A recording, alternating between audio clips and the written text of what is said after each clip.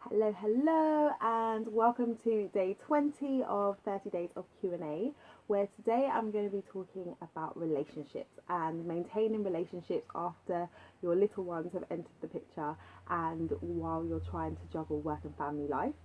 So before I dive in, for those of you that don't know me, my name is Janine Esbrand and I'm the founder of Lightbox Coaching, where I help women to return to work with confidence and build careers that they love whilst raising a family. Alright, so the reason why I'm going to dive into this today is because of something that happened a few days ago with my daughter, who is 1 year old. So 1 year old. So my husband and I were sitting on the sofa. She was across the room playing with my son. And so we snuggled up together, and then she turned around and she saw that we were hugging and she got upset. So she shouted, and then she proceeded to crawl really fast across the room, climbed onto the sofa, and then squeezed her little body in between the two of us because she wasn't happy that we were hugging. And I found it hilarious because my son used to do exactly the same thing, and even now he doesn't quite like us to do that. He likes either daddy to be holding him or mummy to be holding him, and he doesn't like us to be hugging each other or kissing each other. And so it really shows how the little ones can come in between you. Literally, they will squeeze their little bodies in between you, but it can also happen in terms of your relationship and how your relationship can change because you brought little ones into the world, and it can affect how close you feel, it can affect how you communicate. And so I want to share with you today 3 things that you can be doing to maintain your relationship post baby, and as you have shifts and changes in your work situation and in your work-life balance, thinking about your relationship and being intentional about it is really important. Okay, so tell me below in the comments if you can resonate with what I just said. Have you seen your little ones get upset when the two of you and your spouse, come together? And yeah, so I'd just like to know. So say yes in the comments if you've experienced that.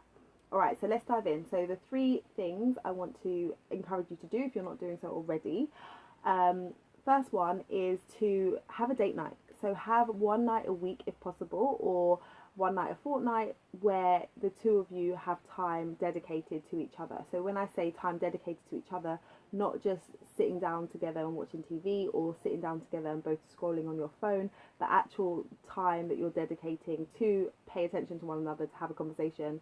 So you're dating each other again. So it might be that you can't get out because you don't have childcare, but that's okay. You can just get a bit creative with it. So you can put the kids to bed, and then you can have a nice meal together, have something different that you don't normally have for dinner. You could create something, like a nice picnic in your living room with candles. There's lots of things you could do. But the whole point is that you're spending quality time together and you're being intentional about staying connected and having conversations about what's going on in each other's worlds, whether that is in your work life or other things that is going on. It's good for you to be communicating and keeping those lines of communication open. So that's the first thing. And then that leads on to the second thing, where you really need to make sure that you're communicating, because when you have little children or even older children, they take up a lot of time and energy and headspace. And so it's often the case that you think about the children's needs ahead of your partner's needs, and that's understandable, but then it can lead to you possibly drifting apart and not really knowing what's going on in the other person's world. So being intentional about communicating and finding out what's going on for them, how their day has been, how their week has been, what's troubling them, what they're going through. So think about that communication, and if there is something that you feel like you're not getting, so for example, if you're a mum who's feeling really burnt out and you just need some space where you have some time to take care of yourself, if you feel like you're not getting that, then you need to communicate that, and don't assume that your partner can read your mind and knows exactly how you're thinking or how you're feeling. So think about you communicating what you need, and then you also listening out for what your partner is sharing with you about what they need in terms of their support, or in terms of their emotional well-being, physical well-being. So yeah, you just want to be making sure that you communicate. And then the third thing that you want to do is to pay attention to your words and how you describe things. So when you are stressed and when there is a lot going on, it can be easy to catastrophize things. So if, for example, you feel like you're the one who's always cleaning up, or you're the one who's always doing bath time, or you're the one who's always doing something to do with the kids, it might feel like you're always doing it, but in reality, it may be that you're doing it more than your partner's doing it. But we can go a bit far and say, oh, I'm always doing this, and get really upset and frustrated. But think about it and think about how you're communicating how you're feeling with your partner, because if you go in and are very defensive about what's going on and are saying, oh, I always do this and you never do that and you don't help, that doesn't help to keep the lines of communication open. That's more likely to cause them to shut down, because they're going to say, well, you're exaggerating and you're always saying that I don't do anything, so I might as well not do anything. So just think about how you are how you're communicating your frustrations, if you have some, and how you could maybe reframe that and communicate things in a positive way that's going to motivate them potentially to do more if they're not doing enough, or for them to do things in a different way if you're not liking the way that they're doing things. So just pay attention to your words, because words can have a huge impact on the way that people feel and then ultimately how they act. So don't just go around saying that, you know, they're not doing anything and they're not helping when actually they are.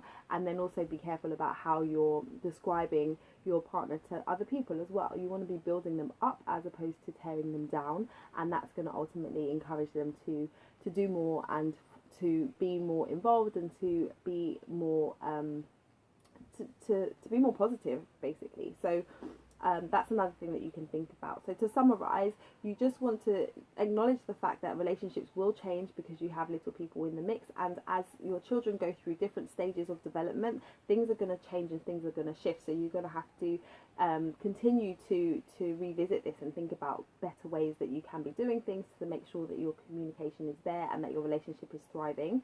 So you want to make sure that you are instituting a date night, so you have a time in the week or a few times a month where you have dedicated time together and you're doing something that's fun, something that you both enjoy doing, and that you're just connecting again or reconnecting. You want to make sure that you're communicating how you feel, that you're also listening to what your partner is saying about how they feel, and then you want to make sure that you're paying attention to your words, that you're not using words that are tearing them down as opposed to lifting them up, and you're not using words that are exaggerating situations that can cause frustration and for people to shut down and then not really want to open up, and to put walls up in terms of communication and letting you know how they feel. So those are a few tips for you in relation to your relationships. I hope you found those useful. I will be back again tomorrow on day 21 of 30 days of Q&A. We are nearing the end of the series. If you have enjoyed this video, please do let your friends know about it. Share it with them. They may well find this useful.